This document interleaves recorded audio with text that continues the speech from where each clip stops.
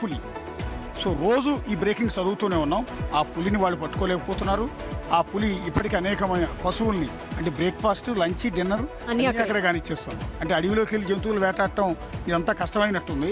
చక్కగా ఇళ్ల ముందు పొలాల్లో కట్టేస్తున్న ఆవుల్ని, దున్నలన్నింటిని కూడా ఇష్టం వచ్చినట్టు తినేస్తుంది ఆ బ్రేకింగ్. ఏలూరు జిల్లా ప్రజలకి పెద్ద పులి భయం రోజు రోజుకి పెరిగిపోతూనే ఉంది. బుసిరాజుపల్లి, మర్లగూడెం అటవీ ప్రాంతంలో జామాయిల్ తోటలో ఆవుపై దాడి చేసింది.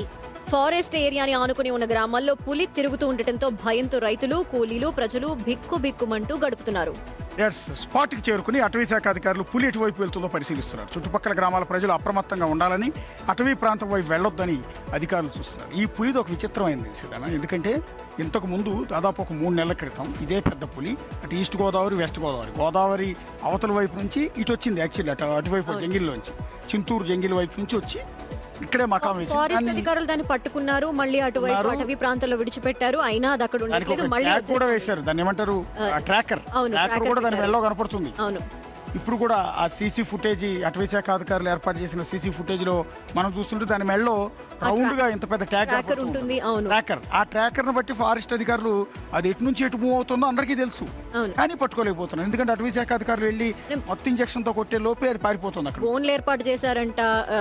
డ్రోన్ తో చెక్ చేస్తున్నారు అది ఎట వెళ్తుంది అని. అంటే మొన్న కూడా డ్రోన్ ఛార్జింగ్ అయిపోయేసరికి అది ఎటు వెళ్ళిందో తెలియక మిస్ అయ్యారని కూడా చెప్తున్నారు. ఒకసారి తెలుసుకునే ప్రయత్నం దగ్గరికి వెళ్దాం. సాగర్, ఏంటిది ఈ పులి?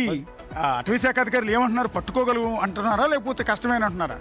ఏంటి ఎన్ని రోజులు ఇట్లా పులిని పట్టుకోడు? పులి ఏదో ఆటలా ఉంది కదా అది. ఎగ్జాక్ట్లీ అశోక్, నిజంగా మీరు అంటే మనం కొద్దిగా దూరంగా ఉన్నాం కాబట్టి ఏజెన్సీకి కొంచెం మాట్లాడుకోగలుగుతున్నాం.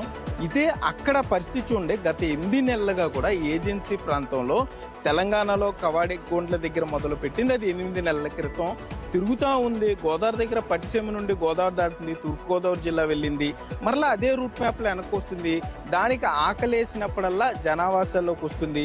ఒక ఆవునో దూడనో తింటుంది, మళ్ళీ పైకి వెళ్ళిపోతుంది, మరలా ఆకలి. ఫారెస్ట్ అధికారులు ఏం చెప్తున్నారు, రేడియో కాలర్ పెట్టారు, కానీ దాన్ని ఏం చేస్తున్నారు, దాని కొంత దూరంలో ఉండి అది మైదాన ప్రాంతంలోకి రాకుండా లేకపోతే జనాల మీద దాడి చేయకుండా మాత్రమే చూస్తున్నారా?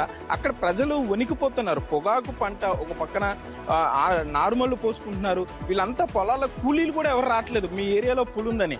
ఇవన్నీ ఉంటే సోషల్ మీడియాలో అదిగో పులి అంటే ఇదిగో తోక అంటున్నారు, పలానా చోట పులిని చూసామంటున్నారు. దడిచిపోతున్నారు జనాలు, తముకేస్తున్నారు, చెప్తున్నారు జాగ్రత్తగా ఉండండి. కానీ 150 పశువులు తిందంటే ఇది సామాన్యమైన విషయమా? పశువు ఎంత రైతు ఎంత పూజిస్తాడు, ఎంత గౌరవంగా చూసుకుంటాడు, అతని కుటుంబానికి అది ఎంత జీవనోపాధి. 150 పశువులు తినేసింది, ఇంకా తిరుగుతుంది, వెళ్ళిపోయింది అంటున్నారు ఫారెస్ట్ లో. దానికి ట్రాకర్ ఉంది. సో జనావాసాల్లోకి వస్తుంది అన్న వెంటనే అధికారులకు అర్థమవుద్ది. మరి దాన్ని ఎందుకు ఆపలేకపోతున్నారు? బోన్ల ద్వారానో ఇంకేదో ద్వారానో దాన్ని ఎందుకు జనావాసాల్లోకి రాకుండా ఆపలేకపోతున్నారు?